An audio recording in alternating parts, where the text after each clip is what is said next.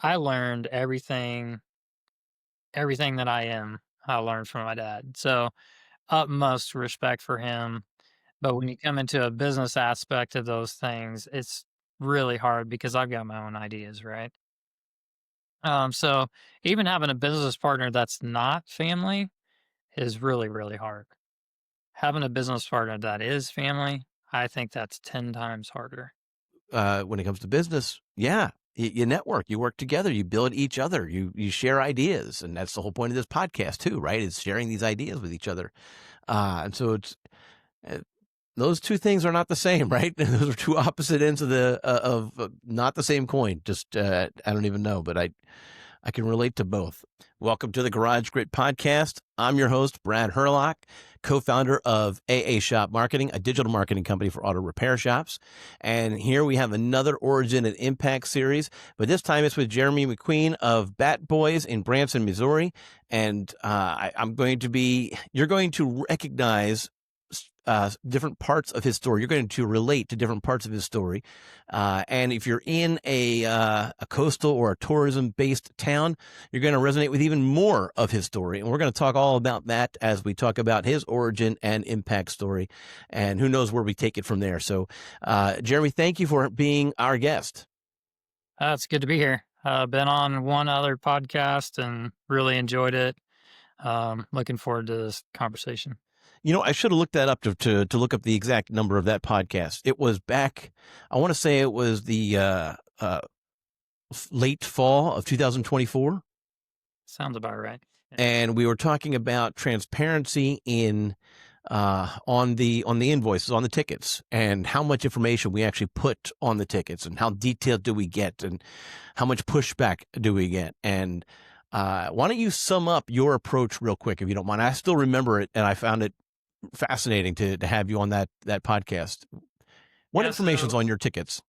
So we joined Shop Fix Academy, and kind of their approach is to not have anything on there except for the job. So it's a you bid the job just like a roofer would bid the job. I just had my roof replaced 2 weeks ago.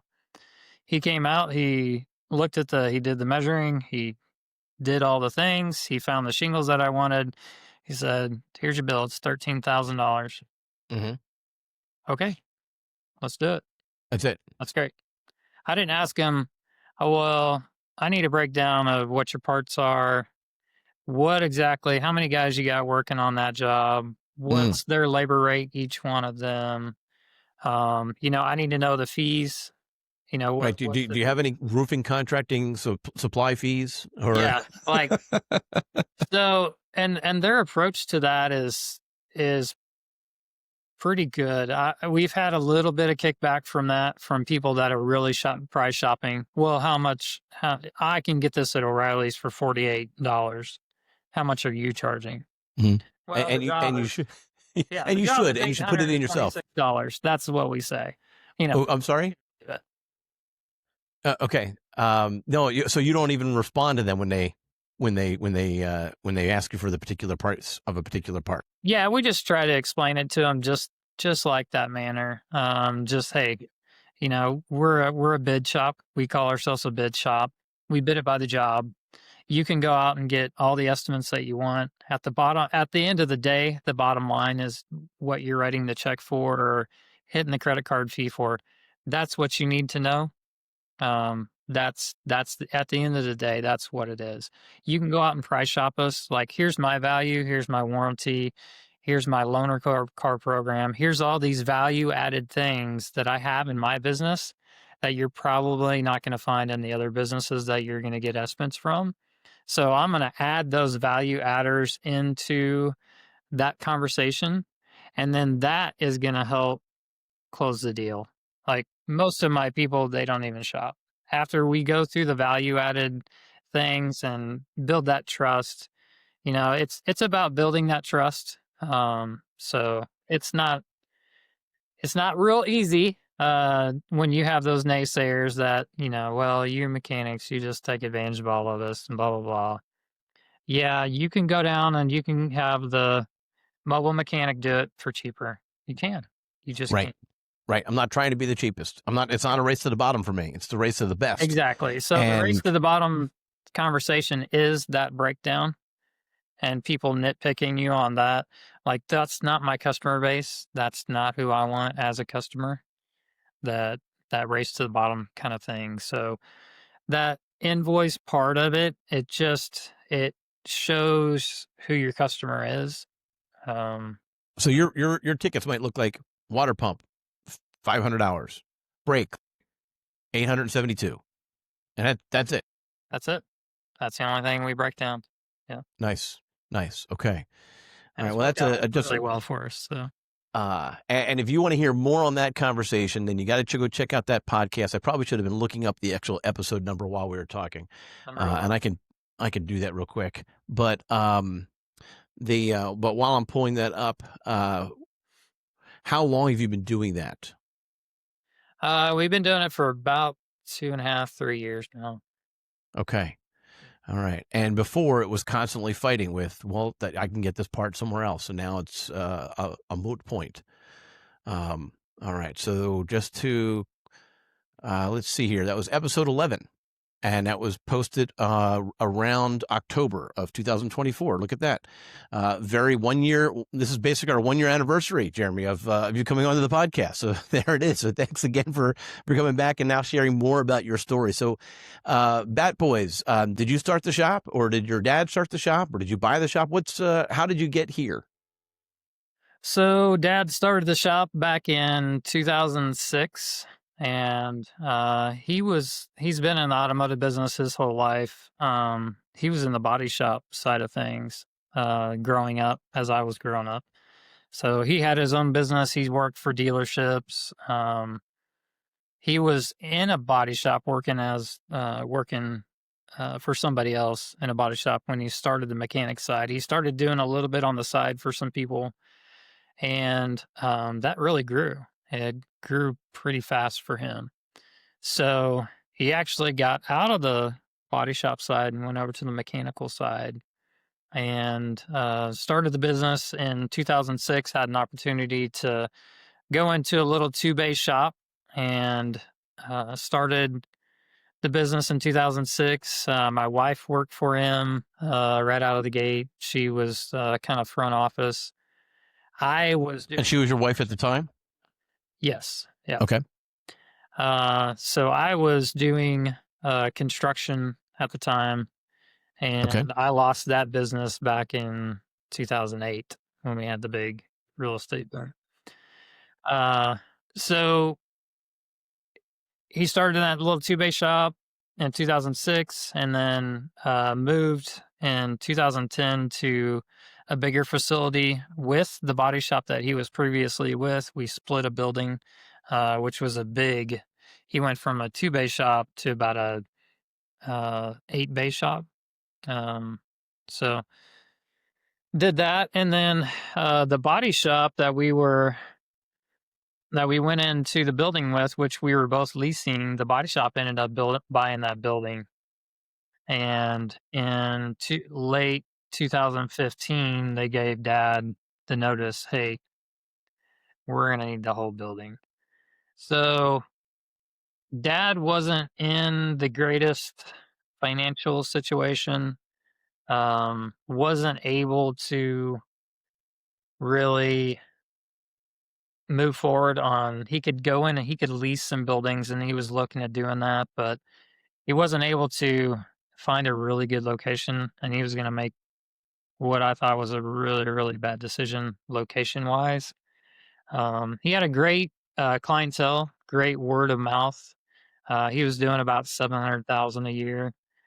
He was doing good enough to kind of pay the bills. He was kind of a checkbook accountant. Check the account. If we got money in there, we're doing good. If we can make payroll, he never missed a payroll.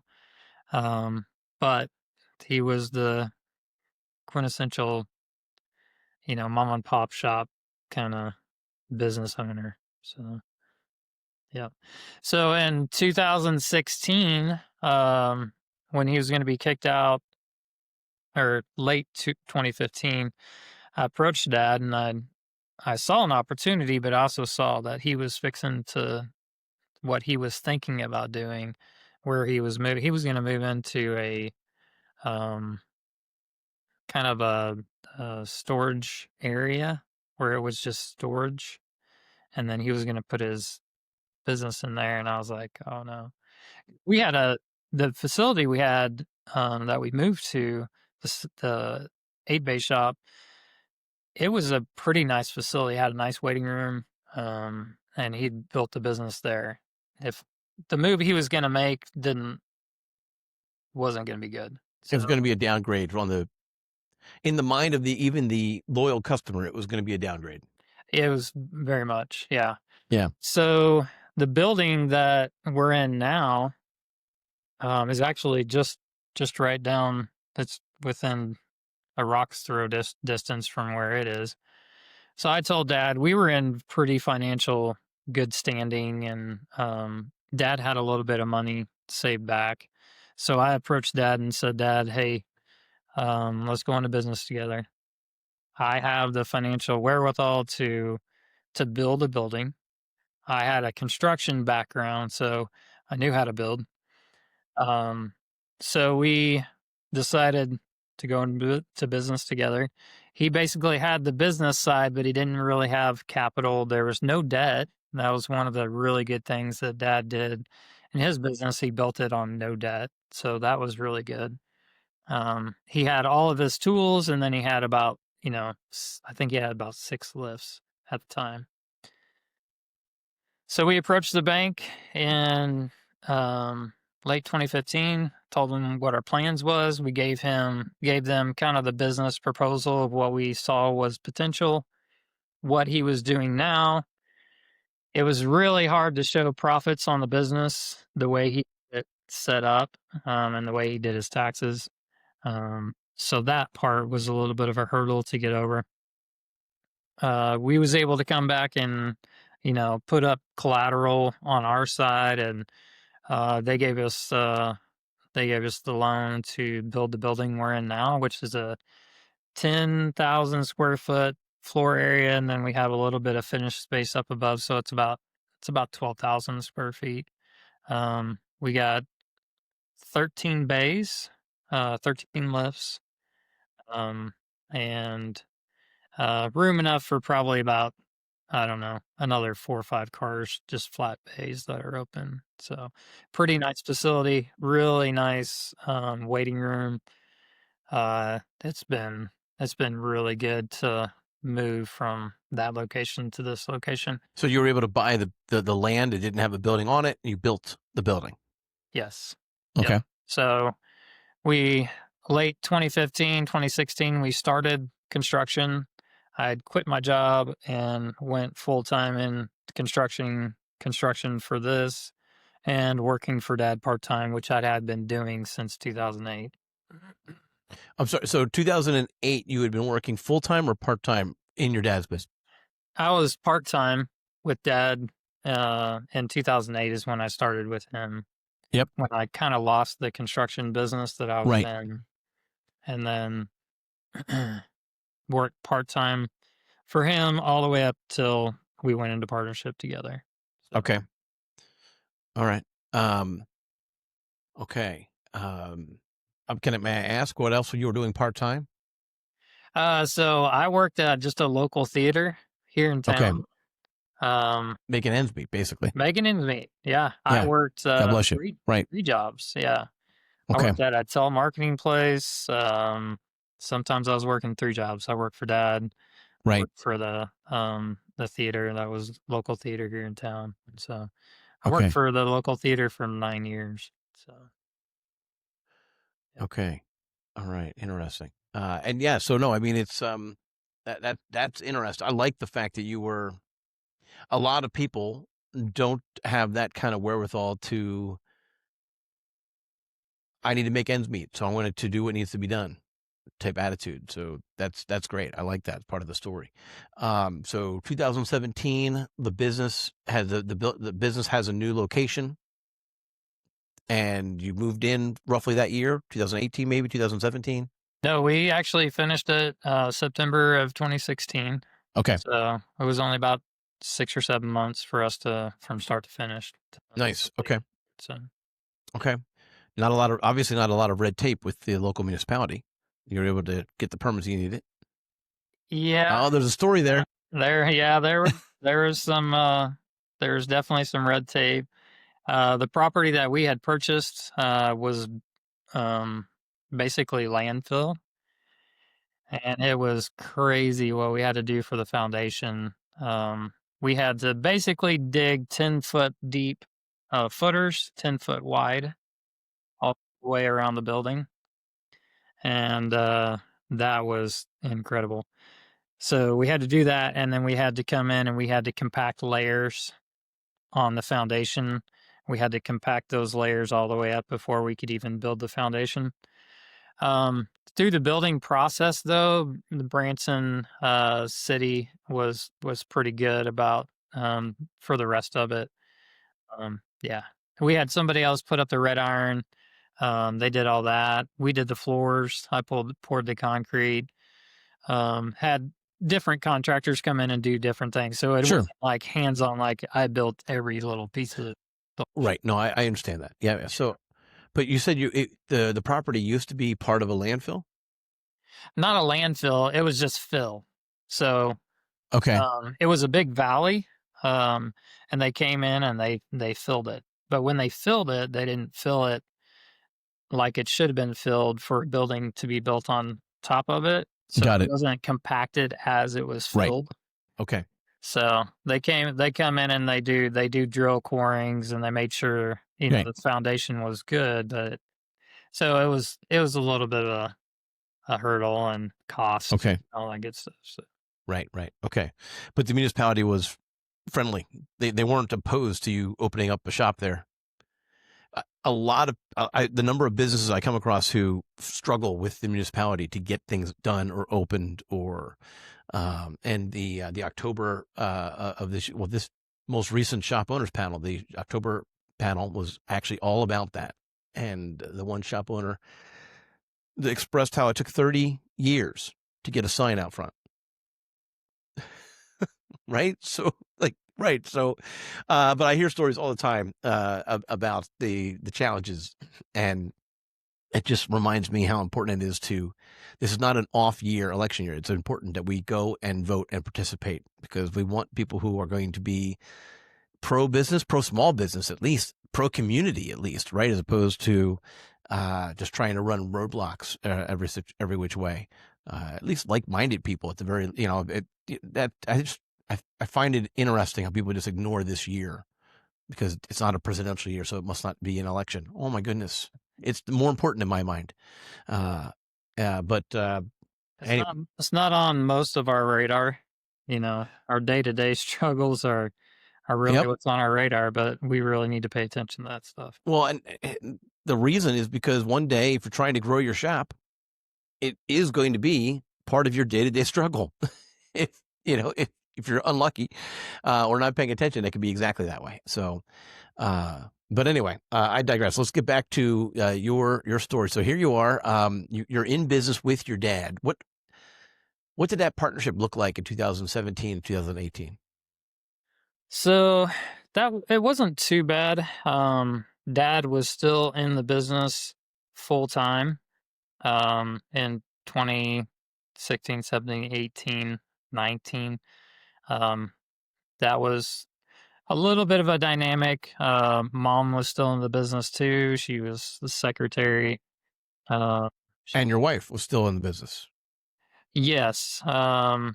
Which she wasn't in the business that whole period that I was in there. So she was with Dad in 2006 through 2000, probably 9 or 10, and then Okay. she had gotten out of the business. Okay. Yeah. So Just when she and got then out, she got so brought she back didn't in. really come back. She's back in now, though, right? She's back Yeah, in the she's business back in now. now. Right. So the Yeah, joke is just she came back yeah. in 20 when did she come back? Probably 2018, 19. I think that's when Mom kind of stepped out and then she stepped in. So, Yeah, they kind of wanted to retire, and that was their plan. They're like, okay, this is a good thing having Jeremy come in with us. That works into our retirement plan kind of thing, which we'll get into that a little bit later, which was, yeah, not good. So yeah, let's just talk about for now. let's Yeah. let's talk about 2017 through 2019. What did that look like? Working with your dad. It was good and bad. I mean, I had lots of the shop was doing really good. We brought it from about a $700,000 shop to about $1.5 million. So we almost doubled just in a couple of years while we were doing and being in the new shop. And then I saw that growth and I saw that potential, and I had the money signs flashing like, okay, this is gonna be good. Um, but working with dad is always a struggle. You always have, especially if you're business partners, you're supposed to be 50-50. Um, he has the old mentality of, he's set in his ways. He knows, like, I learned everything that I learned from my dad. So utmost respect for him. But when you come into a business aspect of those things, it's really hard because I've got my own ideas, right? So even having a business partner that's not family is really, really hard. Having a business partner that is family, I think that's 10 times harder. It can be good in some aspects, but there's just a certain level of angst that come with disagreements, and but there's also that level of respect that's still there, and you've got to handle that really well on both sides, and it's hard. Yes, on a business partnership that isn't family, you can part ways, you can Right. go about your separate ways, and But sue there's each still other. Thanksgiving when it's family. There's still Thanksgiving. There's still Christmas. There's still Easter. There's still all the kids' birthdays and whatnot. Right, all of those are playing into this mix, Yeah, so and got to balancing protect that that too. with that and just trying to give him the level of respect that he deserves in the business for bringing it to where it's at, but then wanting to move forward and just having that ball and chain. Yep. Uh, like, yeah, there's a dynamic there that's hard to. Well, let's get more specific. Name one thing where your dad was this way and you were that way. Um. So trying to think. All right, I'm going to take a guess. I'm going to see if I can help you. Were all of the records written down on paper in 2014?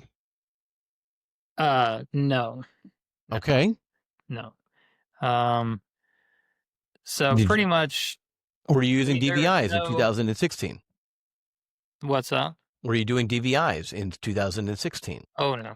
No. No. Okay. No. No. No. All right. None of that. Was that ever a part of the? Did you want to do DVIs and he didn't? Is that a good example of one of those things? He actually, he advocated for it, Okay. but he never implemented it. Okay.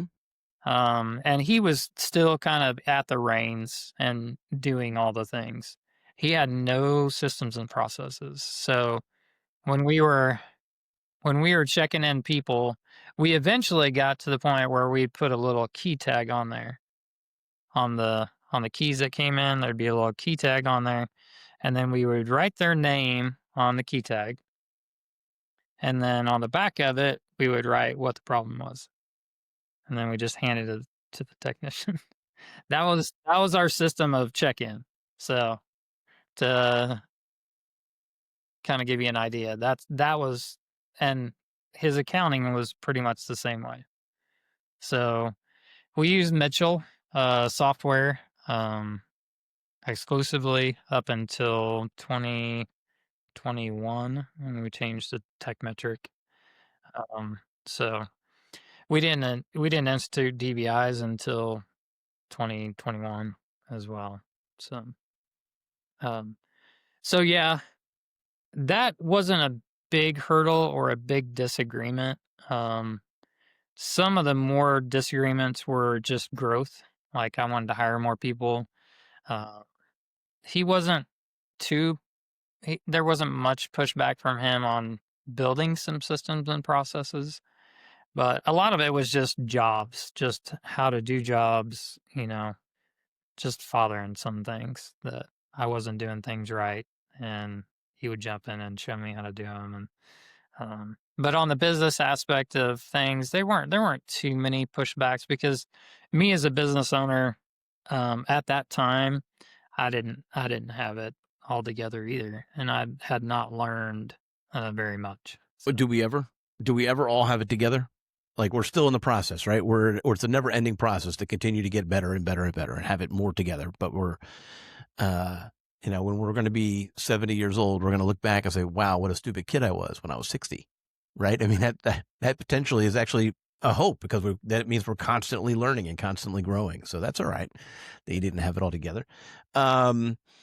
Okay, so it was about particular job, whether or not to hire more people, and other issues were how to handle a particular job. Are you talking about like how to diag? Are you talking about diag? Or are you talking about something else? Yeah, diagnosing, Okay, like even just doing the job themselves. Dad's always been the person in the shop, kind of doing the okay, jobs. And all right. This reminds me of the meme that I saw on social media where it was like, "I'm not easily offended. I'm from the X generation, where my dad had me hold the flashlight steady for him. And so because it was never steady enough, no, higher, no, lower, no, right? It was, and so, and I mean, I don't know that I could say that was my exact situation, but I understood what the meme was trying to express, right? It's that kind of thing, right? This is how it's done. Okay. All right. And there's not always a single way to approach it. All right. So, whether or not to hire more employees, how to diagnose or how to approach a particular job, um, any accounting related discussions. so at that point, he still had pretty much control over the books and doing all the accounting. We had started slowly towards the end of 2018, 2019, started to have more insight into that and just getting into the day to day and starting to manage the checking account, manage the accounts, and so we started to slowly grow into that as mom kind of transitioned out. They basically decided that they were gonna start RVing during the summertime. So we were like, great, you know, go ahead, go do that, and then you can come back during the winter time. And then it turned into, well, we'll come back during the summer times, and then we're gonna RV the rest of the time. So it turned into they were there for most of the year, and then it turned into they were not there for most of the year, and then it turned into they weren't there at all. Okay. All right. So now you're in a tourist oriented town. What is it summertime? That's the busy time. Is that when people are coming in? Yeah. And Yep. and as a result, they're familiar with the RV concept. I mean, not that people aren't, but I mean, I would imagine with that kind of tourism brings in RVs pretty regularly. Yeah. Okay. So it's summertime. Is it spring through all the way through the end of summer? Is it a 6-month period? Is it a 3-month period? What's the height? So there's kind of ebbs and flows to it. So March, spring break area, it kind of starts to ramp up. And then so March and April are usually pretty busy. It dips a little bit in May, and then it shoots to the moon in at the end of May, June, July, August. And then at the end of August, when school starts, it falls off. We have about a 2-week slump there. September's a little slower. October, we're having our best October we've ever had. So October climbs back up, and November and December stay ish, but stay pretty busy. And then January, Good. February, the bottom drops out. It's crickets. Okay. Yeah. So. Okay. And what are you doing to manage those changes? So we're really focusing on just local marketing. Um, we're we run right now. We're running about 6 technicians. I just let one go, so I'm at 5 right now. Sometimes I'll jump in the shop too. I try to stay away from that as much as possible, but we're You right you now didn't we're let you let one go, but you didn't let one go because you said October was a good month for you, so you didn't let one go due to workflow. You let one go for other reasons, correct. whatever those reasons might be. Yeah, yeah, Okay. And all right, so you're running 6 right now. In the busy season, are you also running 6, but they're just working 70 hours a week? yeah. So you Okay. can't.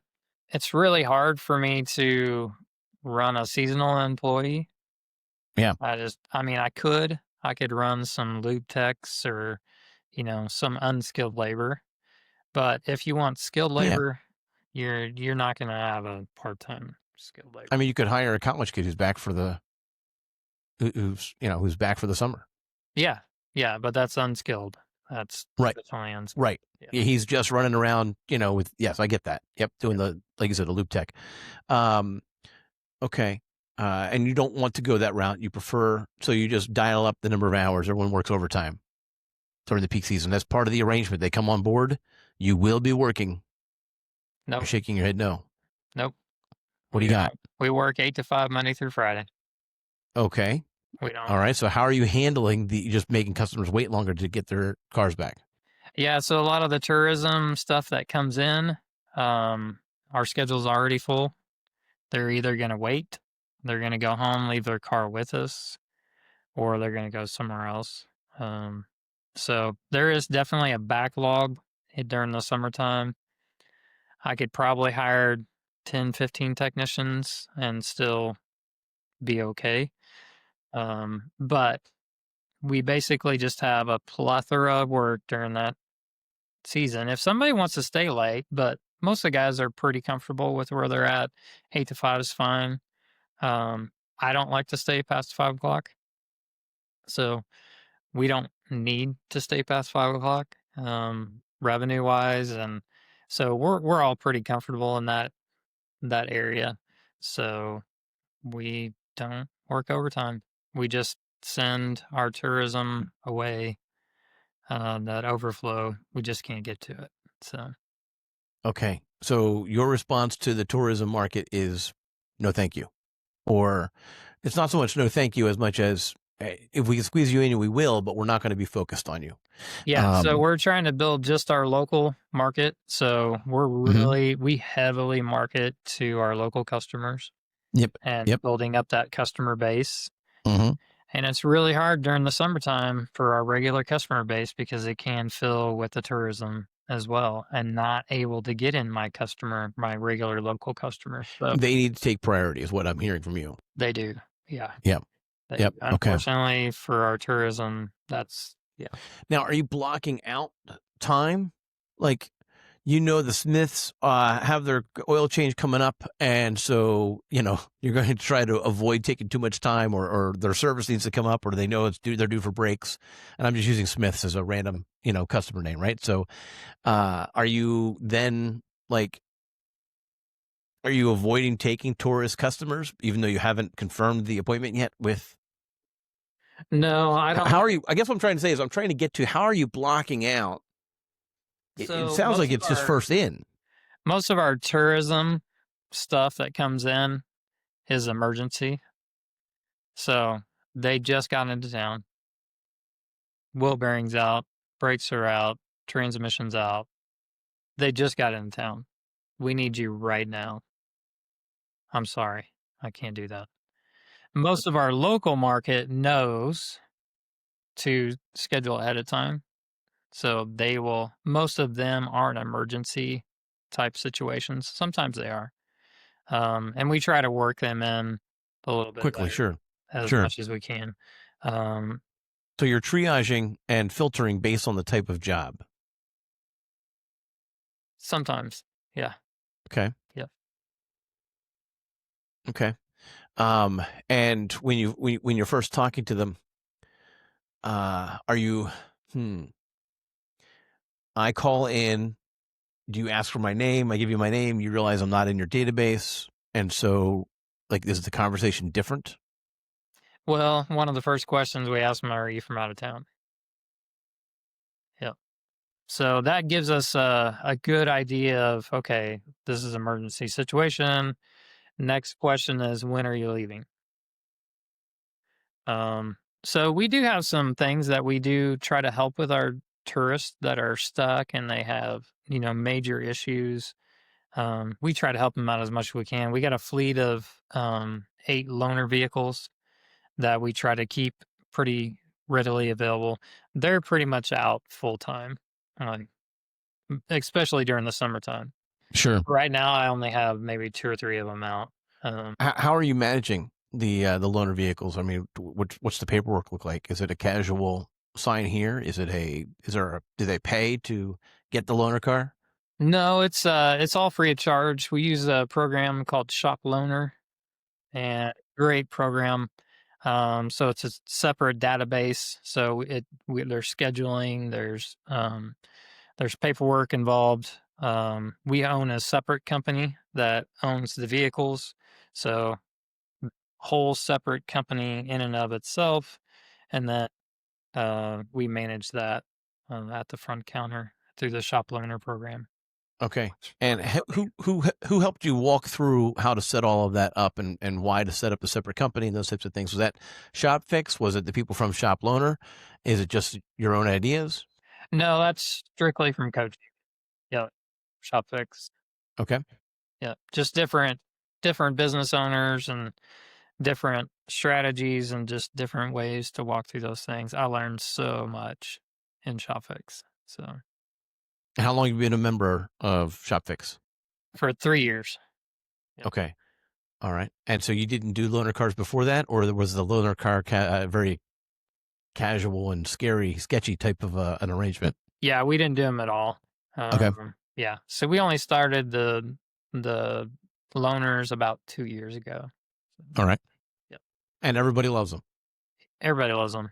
It's amazing for your business. So Do you have is it the same car? Do you have 8 of the same vehicle or? no, we purchased 2 vehicles. We purchased 2 Ford Escapes. Or I'm sorry, 2 Ford Edges. 2021 to 2019.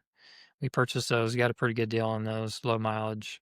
And then the rest of them are just shop cars that have been fixed. People don't want to fix them. We got two Ford Edges, 2 Ford Escapes. We got a Toyota Avalon. We got a minivan, Chrysler minivan. We got a GMC Acadia. We got a Volkswagen. Do you have them all painted and pimped out, or is it just a kind of a mild courtesy of in the back of the window? We don't even have a sticker on them. No. Okay. Not at all. All right. Yeah. Okay.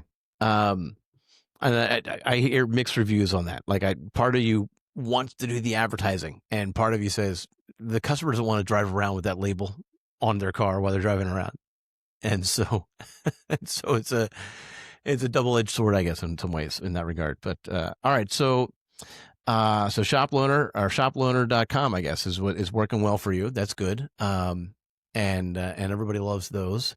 And you're constantly cycling those out. How many are they all cycled out right now in your off season?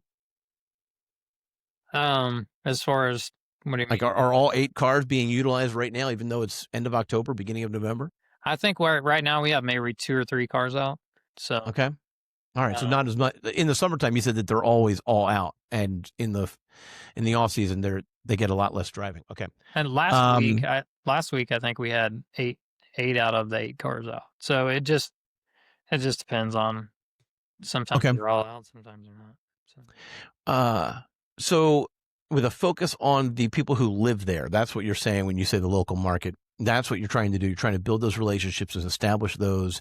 And then if you have spots and holes in your schedule in the summertime, if they're quickly filled with the emergency tourists that are coming into town.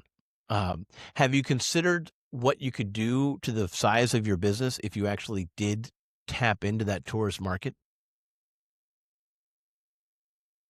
Yes, but that comes with added problems. Like we could increase our hours during that time. Um, we could open up on a Saturday. Um, some of our guys have expressed, interest in maybe doing that, but overall, like we've tried that. We've tried opening up on a Saturday. Um, and sometimes we do stay late just in necessity to finish a car or whatever. Most of our guys and the way our culture is, I pay my guys pretty well. Working an 8 to 5, that's what they want. And that's what I want. I want to go home to my family. I want to go fishing. I want to go golfing. I want to do other things than work. And so working 8 to 5 is, that's kind of our culture. So, Okay. yeah. All right. Um, hmm. All right. So we talked a little bit about the challenges of working with family and making sure that you're on the same page.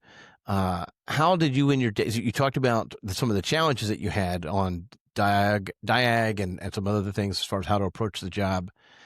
How did you resolve those issues?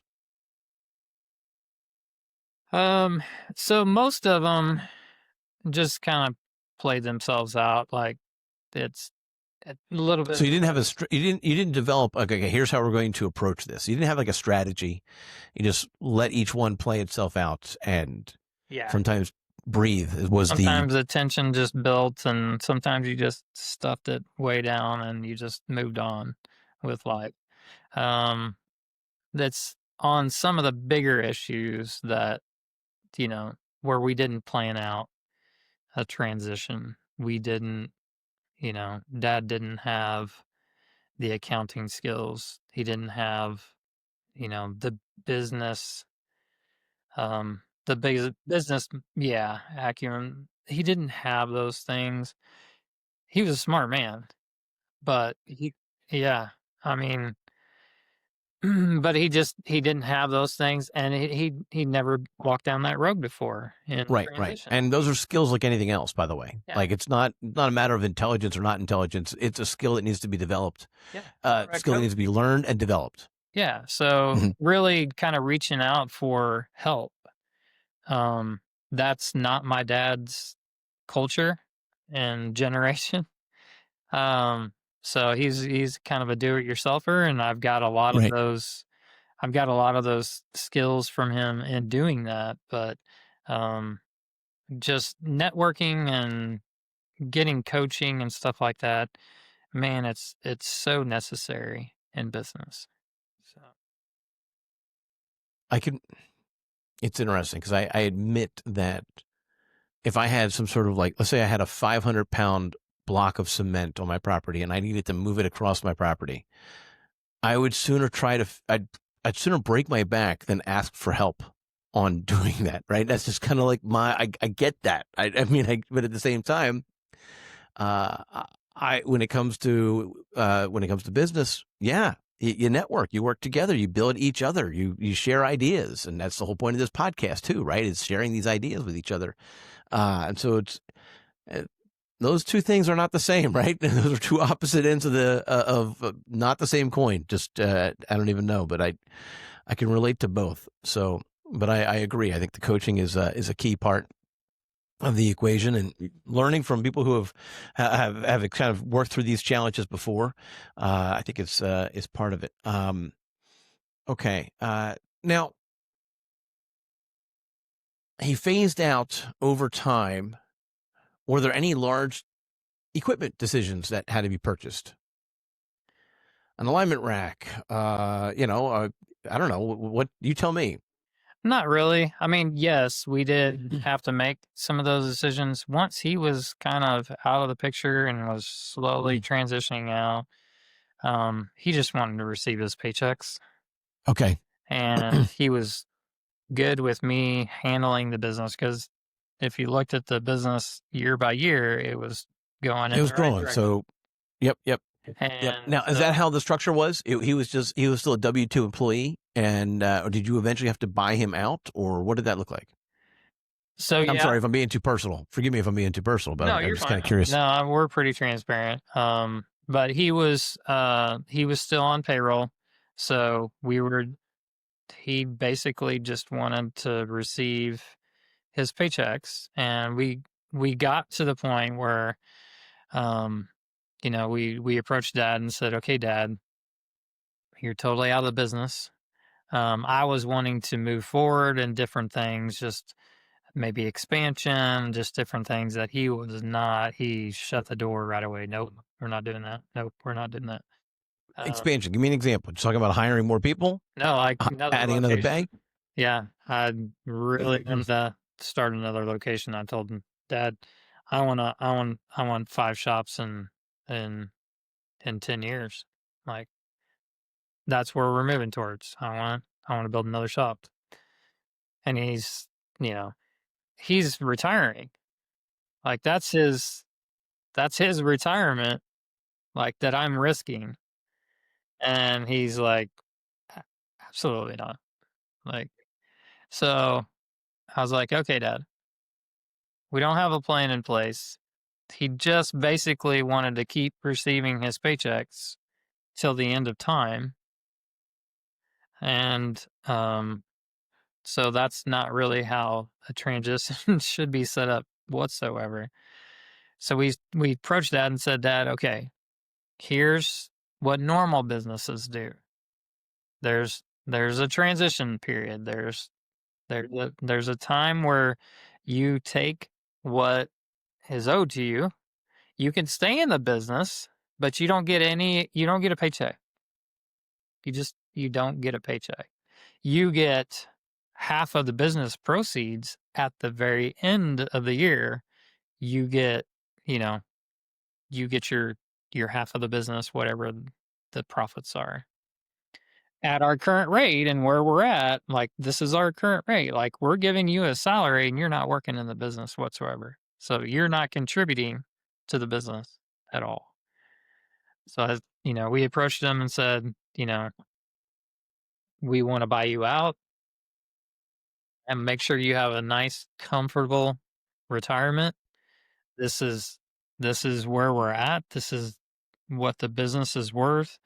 We had the property set up in a separate LLC, and then Well, hold on, that's very interesting. This is what the business is worth. My mind went to you made the business worth more because you grew the business before you actually bought him out. You actually cost yourself some money. yeah, I mean that's fine. Okay. Yeah, he was out of the business for about 2 to 3 years before we actually bought him out. So that growth in the business, was attributed to what the changes that I had made in the business and processes and systems and marketing. That's fine. As we grew the business, and I wanted to give him, because it's partly my fault too, to not know, to not research into, okay, how do we handle this? What does a transition look like? What should it look like? I should have got coaching on that beforehand.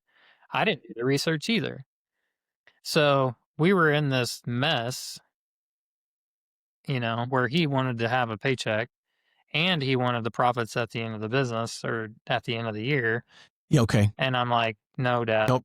Yeah, you're asking for too much now. You crossed the line. we can't do that. So it was either, okay, it was either you stay in the business, we will see what's left over at the end of the year and we'll split that. You're not getting a paycheck. This is what I want to do with the business. I want to expand. I want to do different things.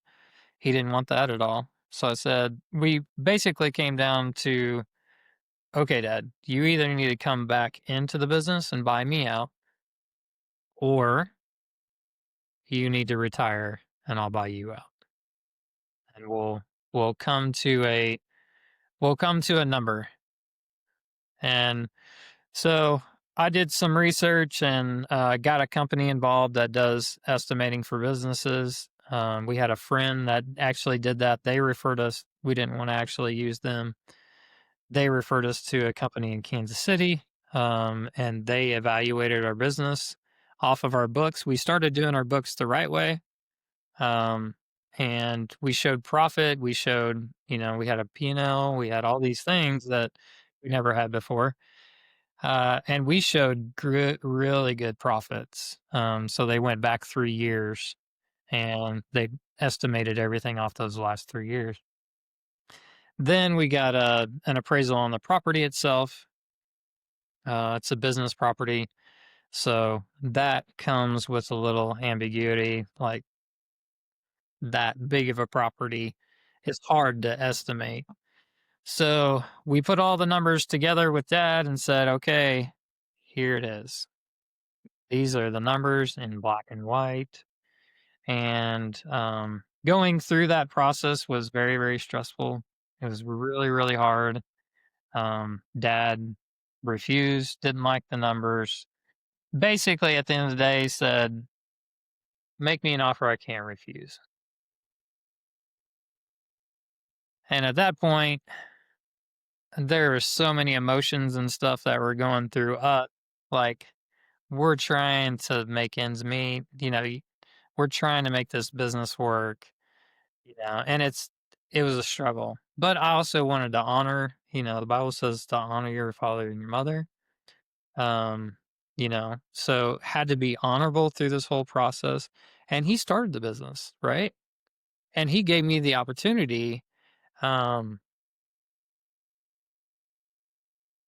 come into the business. And Yes. so in many ways, he is that, was it 10 foot by 10 foot? What was the size foundation that you had to lay, the concrete that underneath your current building? Yeah. In many ways, he was that for Exactly. you when it comes to the business, right? It was built on the foundation that he started, that $700K annual operations. So we really just kind of, me and my wife just prayed about it and just got some counseling and worked through that process and said, okay, we're going to make you an offer you can't refuse. And we did.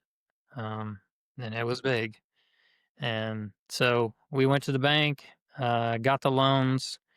The business had showed great profits, so we didn't have any problems getting a loan. We rolled everything into, we had quite a bit of cash just laying in the business itself. So we had quite a bit of equity and different things that made it really possible for us to give him an offer he couldn't refuse. So now, who helped you with that offer? Like, so you had that that outside firm do all of the auditing and the adjusting the books and coming up with the evaluation. Did they coach you on what that non-refusable offer would be, or did you look at that number and then just double it? Like, how did you come up with the offer that you can't refuse? Yeah, so we basically just kind of sweetened the deal with the numbers.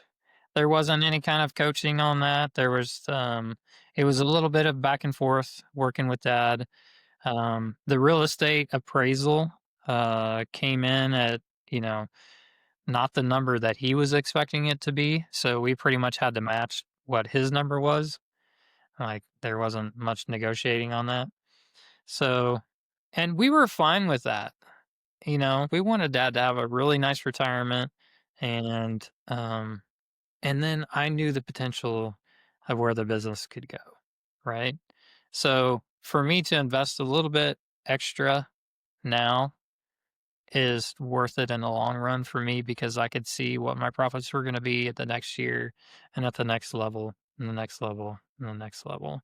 This was a little bit of a springboard, but with that ball and chain, dad retiring, not being able to push forward on the things that need to be pushed forward, it was worth it, the investment, to do that. So, well, you mentioned about 5 locations. Where are you at in this process? So right now we have built our systems and processes. We have an operations manual now. So what format? in what format? You said, yeah, you have an operations manual. Is it on a Google Drive somewhere? Is it on a PDF file on a cell phone somewhere? Is it a No, it's YouTube? no, it's in our computer. It was written by me. The whole So operation. it's like a Word document or a Google It's like document. it's like a Word doc. Okay. So we have a business operations manual. Tells Mm-hmm. you pretty much everything to do in every part of the business, how to answer the phone, how to sweep the floor, to how to take out the trash, how to Yep. diagnose a car, Mm-hmm. DVIs. I mean, it's got pretty much everything in there. It's a living, breathing document. Like, we You just mentioned a handful of different things that are going to change tomorrow based on new technology. yes. So, Yeah. how often are you going back into that document and reviewing it, uh, and updating it? Monthly, quarterly, annually? We pretty much do it on an annual basis or on a as Okay. needed basis. So, Okay. um, and we train new employees through the process, Okay. but we don't go back and we don't revisit things until something's not being done like it should be. So we haven't run into a whole lot of those issues yet, Okay. where How new the is it? processes aren't followed. So How new is the document? how new is it? Yeah. It's about 2.5 years old. Okay. And all right, so the initial question that started talking about processes was, where are you at in the process of having 5 locations? And so let's get back to that. Yeah. So you've got the process document. What does 2026, 2027 look for you?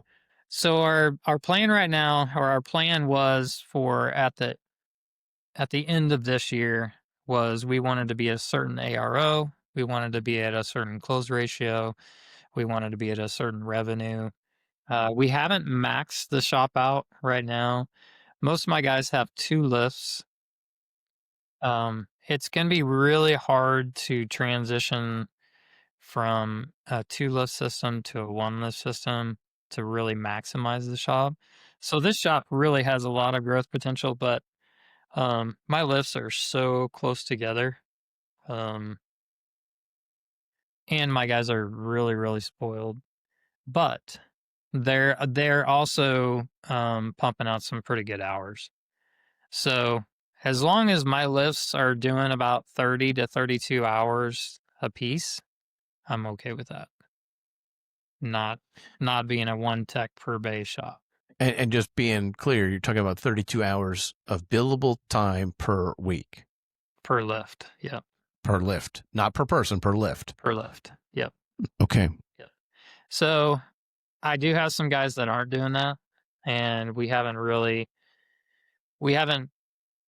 got to the point where we're gonna make them go down to 1 lift if they're not meeting that mark. But we're transitioning into that.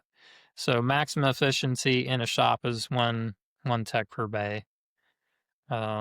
So whether we get to that point, I don't know. We haven't crossed. Yeah, that's tough to do though. With the supply chain disruption that we've seen over the last few years, like that's tough to do. Like, you've got the car apart, you got 1 lift. It is. Like, yeah. But yeah, shops do it every day. Like there's some 2, 3, 4 bay shops that are just killing it. Like there's some 4 bay shops that do double what I do. So the potential there is, pretty big. But we're pretty spoiled. 8 to 5, Monday through Friday. We're pretty comfortable where we're at. My guys have 2 bays. Our culture is our biggest thing in our shop, and keeping that culture where I want it to be. It's more about the employees are my customers, and the employees take care of my customers. So the employees really dictate a lot for how I run my business, and making sure my culture's where I want it to be. So we do a are you, lot for our employees. so if I'm hearing you right, you want to first make sure that you've maybe not completely maxed out, but have gotten closer to maxing out the current location before you add a second location? We're probably a And, $6 million shop. okay. Yep. Okay. And then once that happens, are you going to buy, is Bat Boys going to be the second location, or are you going to open up a different brand and just operate it? So we're in talks with another shop right now up in just north of us. I won't say where, but so we're in talks with another shop, possibly buying them out. We have found a couple different locations that we would like to move to. This is a scary process for me. Going, it's a big leap going from the 1 to 2. Yeah. Going from the going I imagine 2 to 3 is easier than 1 to 2, right? What's that? I imagine 2 to 3 is easier than 1 to 2. Yeah. There's a I would really good imagine. book. It's called 10x is easier than 2x. Okay. Really good book. I just listened to a couple weeks ago. But And do you know? Do you remember the author? I'm going to look it up if you don't. I can't remember right off the top of my head. All right, I'll get it in a moment then. Yeah. Benjamin Hardy and Dan Sullivan. Sound about right? Yeah. Okay. Yeah. All right. So there's your book recommendation for the week. Got it. And you listened to it. I can't imagine your commute's very long. When are you listening to books? Just on the weekends, doing construction stuff that I love to do. Okay. Yeah. So. All right. Okay. So you're talking to somebody up north. We're not going to go into exactly where or what the conversation or how close you are to the conversation. You're also looking at other places as well. So we're hoping by this was in response to me asking whether or not you were going to change if you're going to have a new name for the second location, or if you're going to be the Bat Boys franchise. It depends. If we buy another business that's already established, we will probably keep their name for a period of time. Okay. I don't know. I haven't walked through that.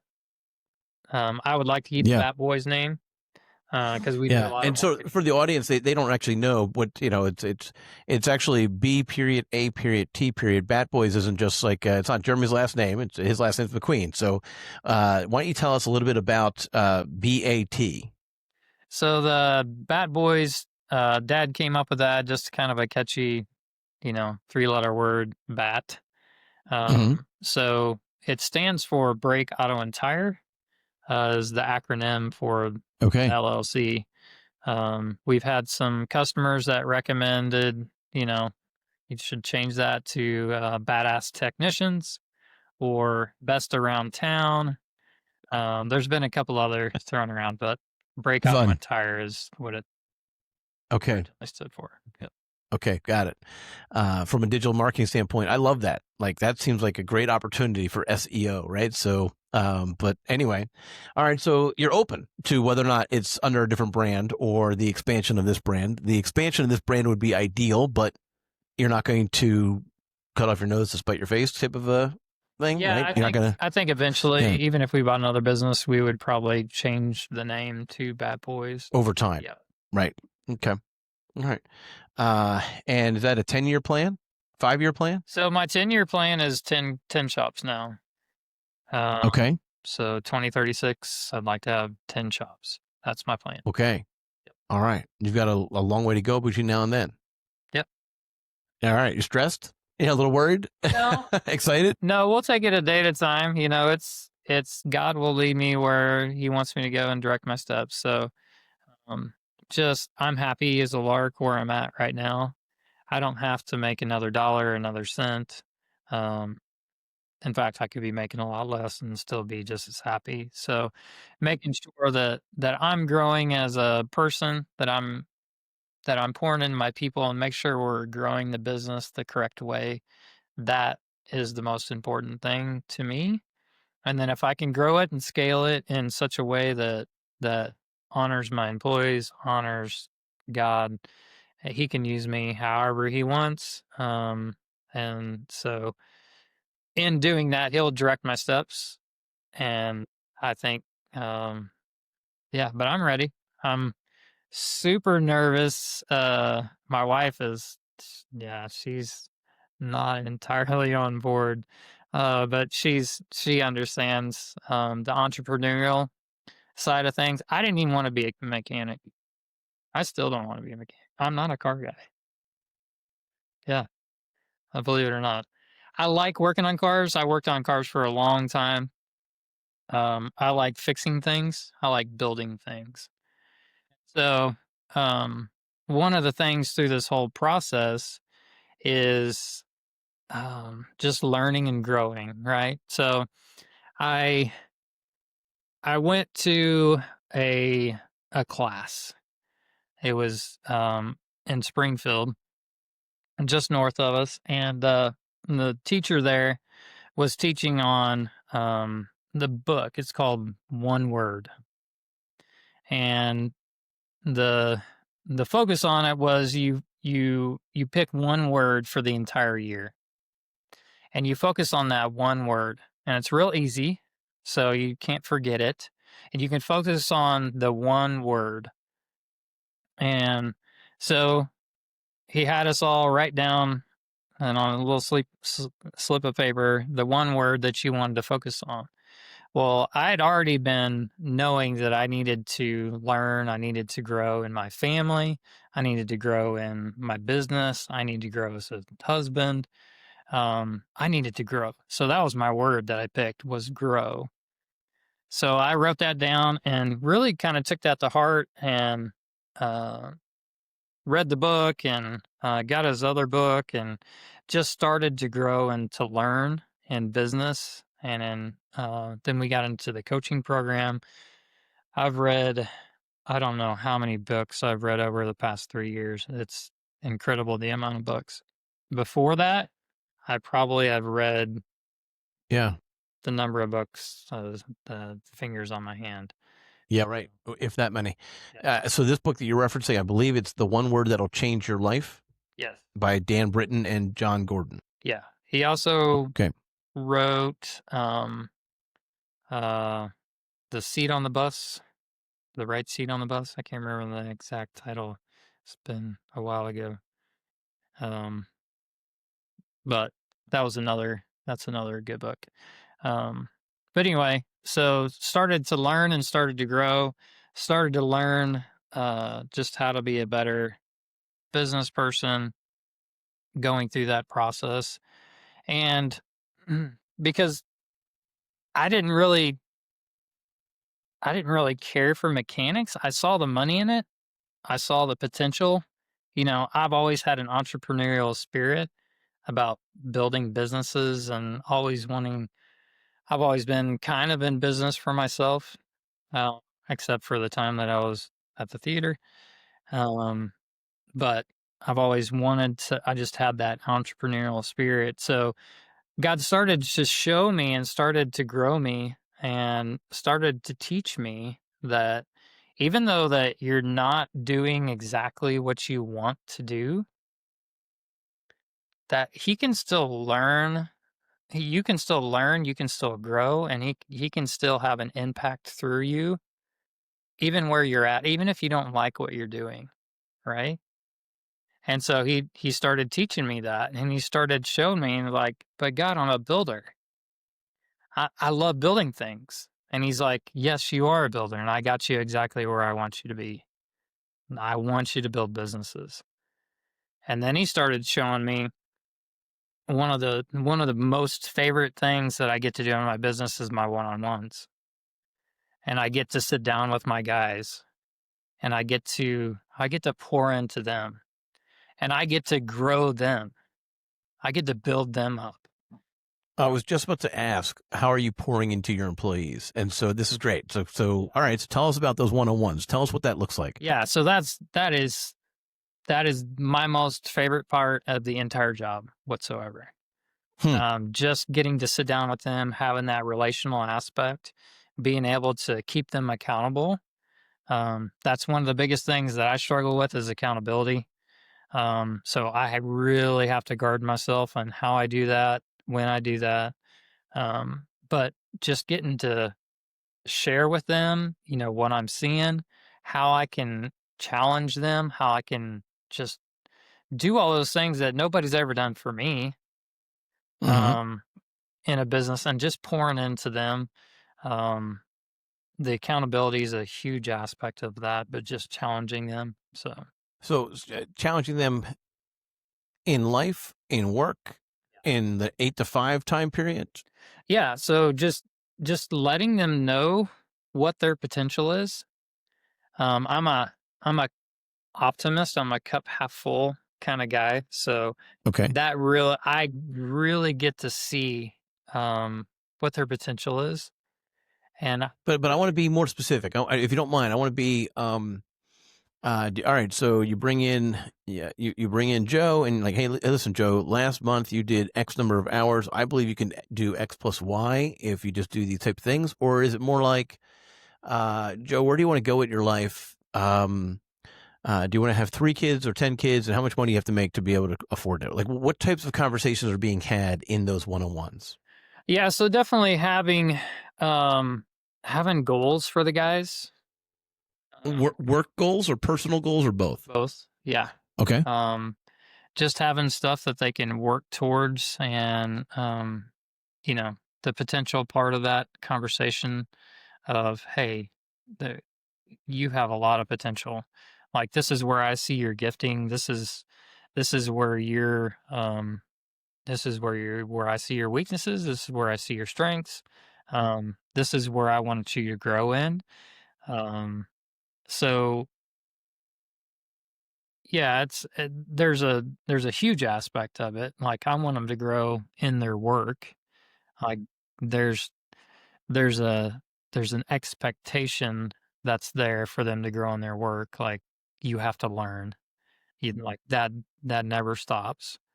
I want you to. So the biggest thing that a leader does is to value people and to show people what their value is. And so having that, optimistic, being able to see their potential, that shows them their value. Listening is a huge skill too, of just being able to listen to them. Um, you know, when I was in construction, had a crew. I didn't listen to them. Like, a lot of them knew more than I knew. Like, I'm like, you don't know what you're talking about, and I wouldn't listen to them. So that's one of the things I learned was, you know what, my crew probably knows more than I know in a lot of different areas. A lot of different areas, I know more than they do. So there's an aspect there where there's some back and forth where they can pour into me as well. Like, I'm no better than them, where we can be a team.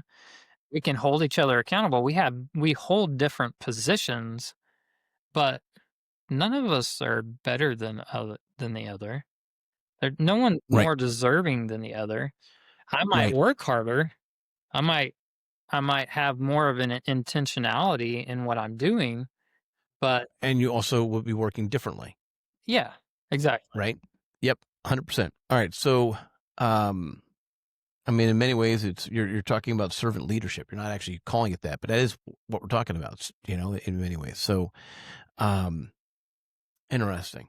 All right. So, what does that accountability plan look like? I've had uh, guests talk about how they actually do vision boards and they map out, the employees' plans, and then they're constantly in between the one-on-ones. They're like, "Hey, Joe, don't forget about this. Hey, Harry, don't forget about this. Right? Keep that, focus. Keep that in mind."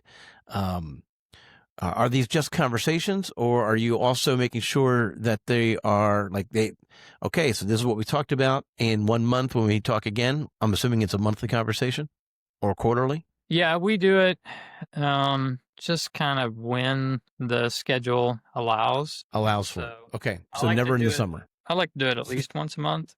Um Okay. Sometimes it is once a quarter, sometimes it's, once every couple weeks. So did they leave that one-on-one with a homework assignment?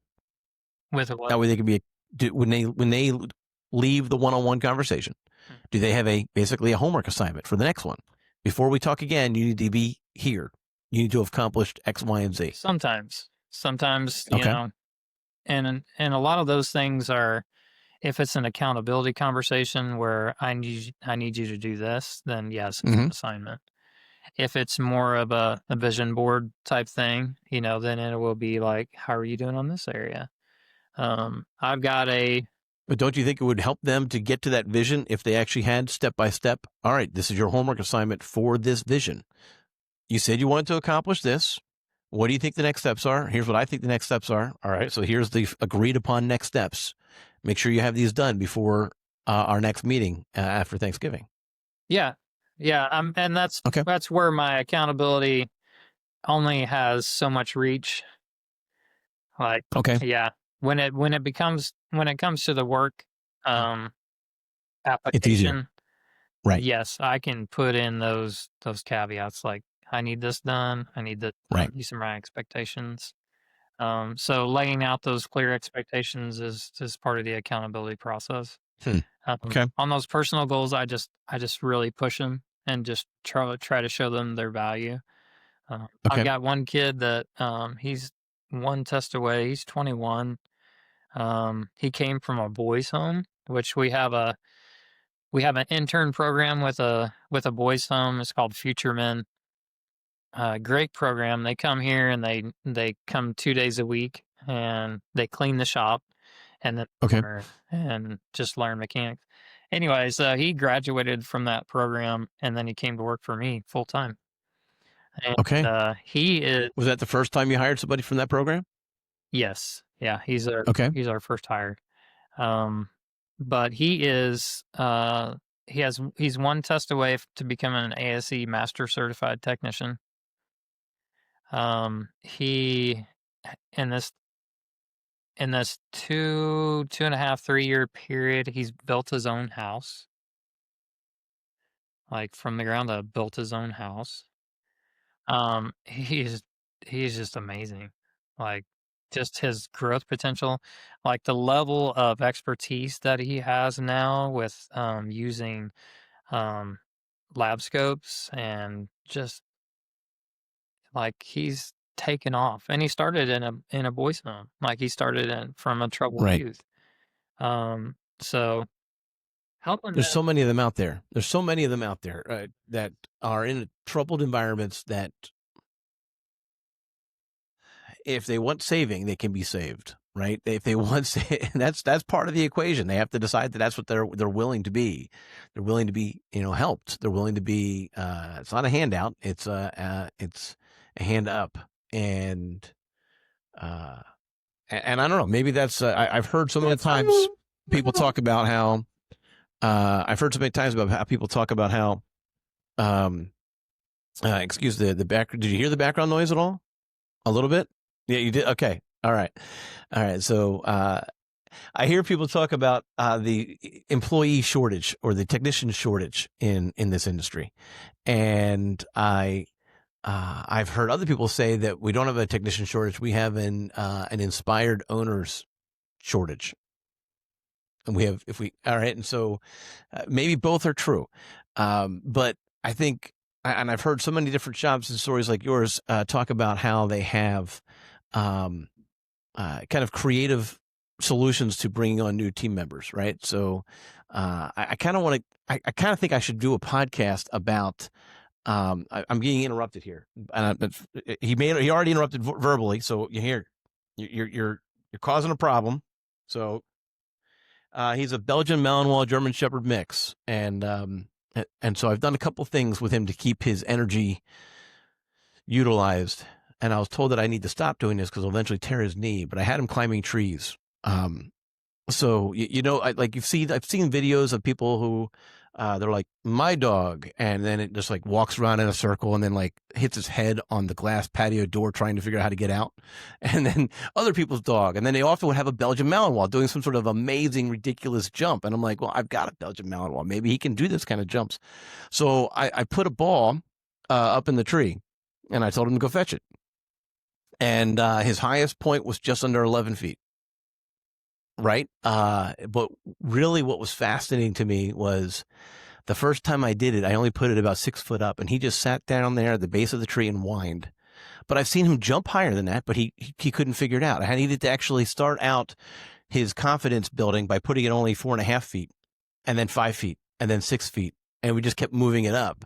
And I'm sure that I could have gone even higher. And like I said, I was told that if I go much higher, that he'll tear his cruciate when he jumps back down. So I need to be aware of that. So I stopped doing that. Maybe, but I was told I have to figure out how to catch him first.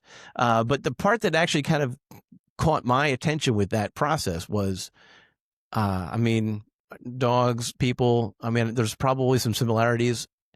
He had to first believe that he could do it, and then we could just keep going, and then he could keep going, right? And I found that to be really, we did not start at 11 feet. We couldn't. He would have never done it. He'd still be out there whining about it, right?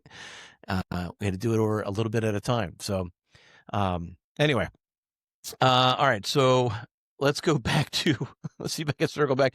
I'm very inspired, and I find it hopeful that people throughout the country are using different ways of finding and building new technicians, in bringing new people into the industry. And some of them are through the traditional tech programs, right? And some of them are through non-traditional programs, like the one that you described. That's not specifically for auto repair. That's just, we're trying to give to those who are a little bit, have a different starting point or a difficult starting point. I heard of a guy, I want to say Florida, who is interrupting gangs and bringing them onto his team.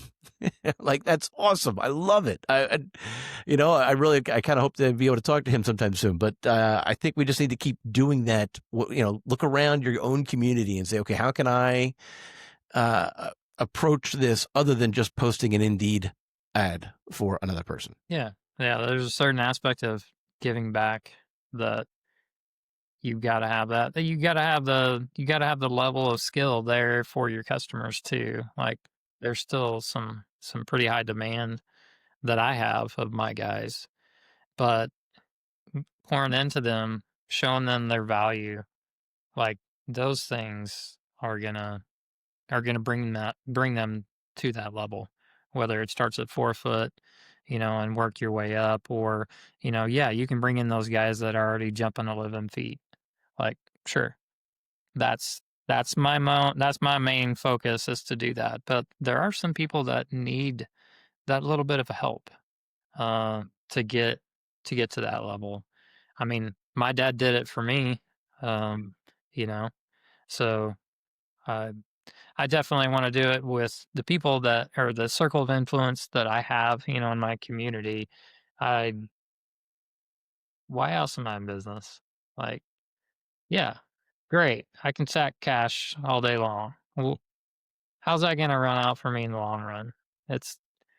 You learn to have that giving spirit, that servant leadership, work as unto the Lord kind of philosophy. And Yeah. you're going to be much happier at the end of the day. So, yeah. I like that. And that's probably a good place for us to kind of wrap up on the thoughts of, we're not just here fixing a couple cars. We're building systems. We're building people, actually. Systems are just the way that we're building those people, and we're building the community and the people in the community. And we're doing that. What's your why? What's your reason? And that actually, maybe that boils down to what your one word is for 2026. And based back to that book of what's one word, right? So, yep. So check out those books, check out those recommendations. If you're listening to this episode and you just kind of stumbled across it, it's probably because you're not subscribed to any of the channels. We're on Spotify, we're on Apple Podcasts, we're on YouTube. Make sure that you're subscribed. Make sure you're hitting that notification bell. We also have a fledgling Facebook group called the Garage Grit Podcast Facebook group. And the concept there is to kind of share more information with each other. I know those other Facebook groups are already doing that, but this one is intended to be an extension of the podcast. So you hear a topic on the podcast, you hear something that Jeremy said or something that the panels are talking about, or maybe a vendor insight, feel free to reach out, ask about it, continue that conversation. That's kind of the hope. Because Jeremy, as you and I have talked about, we could probably go on for hours on just some of the topics that we've touched on here, whether it's dealing with how to approach the tourism seasons versus how to approach or manage the father-son baton, right? I mean, all of it. We could have talked a lot longer, but I really appreciate you and your time that you've already put in. Thank you for that. Thank you for being on the Garage Script podcast.